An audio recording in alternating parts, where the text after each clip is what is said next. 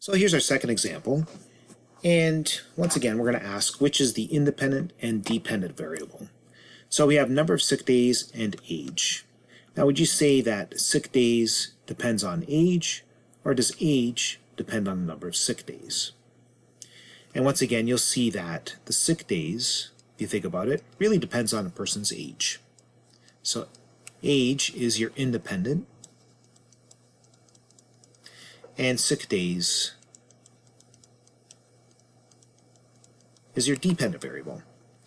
Once again, let's create the scatter plot. So I'm going to take this data and I'm going to put it in Excel again. So here's our data set. I'm going to take this and move it over so that our independent variable is first. Control or right click, cut, Control V, and then I'm going to select my data, insert, scatter plot, and there's our scatter plot. I'm going to add the elements. So in this case, that was age. And let's put units there, years. And on the vertical axis, that was number of sick days. Now you can see then, we'll add a number for the, say, age versus sick days for the title. There we go. And I'm going to move my chart. Let's say age versus sick days. And it creates its own its own chart in its own page. Now looking at this, you can see that the trend tends to be that it's going down to the right. So we should expect our R value to be negative. Once again, in terms of putting the trend line, if we right click on the data, we add the trend line. So there's the line of best fit. And over here, we're going to also include the equation and the R squared value. Okay, once again, you can make this larger. Home, let's make that a little bigger so we can see it. Let's make it nice and big there, and we'll make it bold. There we go. So there's our equation and our R squared. Now, with that said, let's go back to our data sheet and let's go through this and put our data in and see if we get the exact same value. So we want to put our data in. There it is. And once again, second data, second clear. And we're going to put these values in: X first, Y second. So 18, enter, scroll down, 16, enter, scroll down. 26, enter, scroll down. 12, enter, scroll down, and so on and so forth.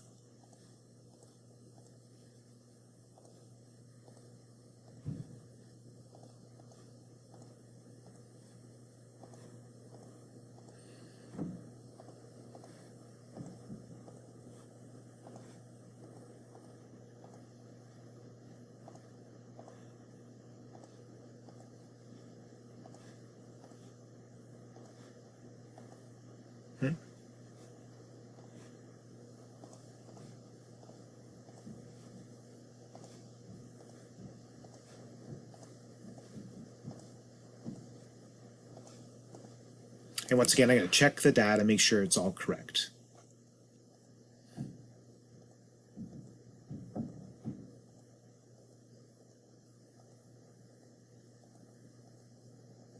And it looks good. So next, it's asking, determine the correlation coefficient. It rounded to 4 decimal places. So go second, stat, and scroll down until we get our R value. And there it is. So this is the value we're going to use, and then You can see it's negative, which is great, which is what we expected, and it is close to 1, so it's a strong negative correlation. So we have a strong negative correlation. What does that really mean? As age increases, the number of sick days decreases. Right? That's what that stands for. Next, it asks, determine the linear regression equation rounded to 4 decimal places, and explain what the values represent. All right, so once again, we go to our calculator, and we scroll back up, and there are 2 values, A and B, and remember that B is your slope, and A is your y-intercept. So according to this, we have y is equal to negative 0.320064,335x, and A is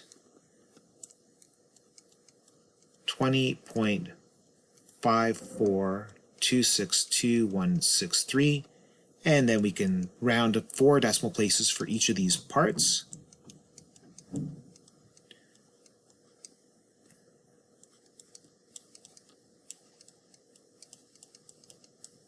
And there we go. Oh, I realized that was 3 decimal places.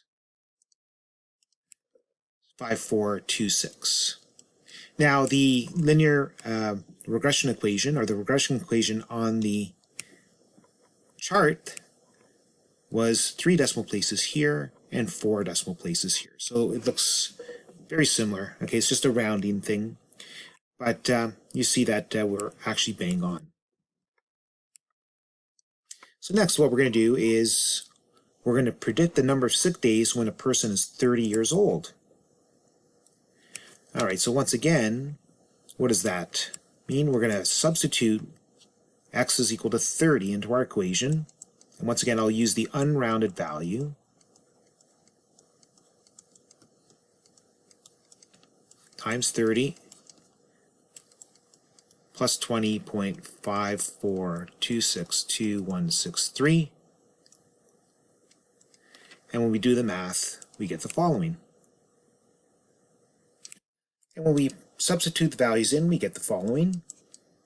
And depending on how I ask you to round, suppose I said 1 decimal places, that's going to be 10.9 approximately, if that's 1 decimal place. Okay, and that's the number of sick days.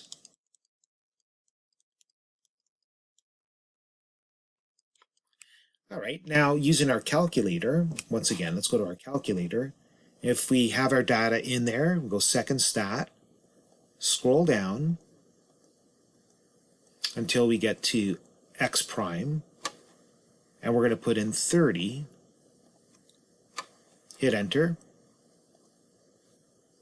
scroll down, and hit compute, and sure enough, there's the same value. Now, there is a rounding error here, or difference in error, in rounding, okay? But you can see that to the 1 decimal place, you get the same value. All right, so the test situation, I do expect all you have to do is use the calculator to find your predicted value when you plug in your x value.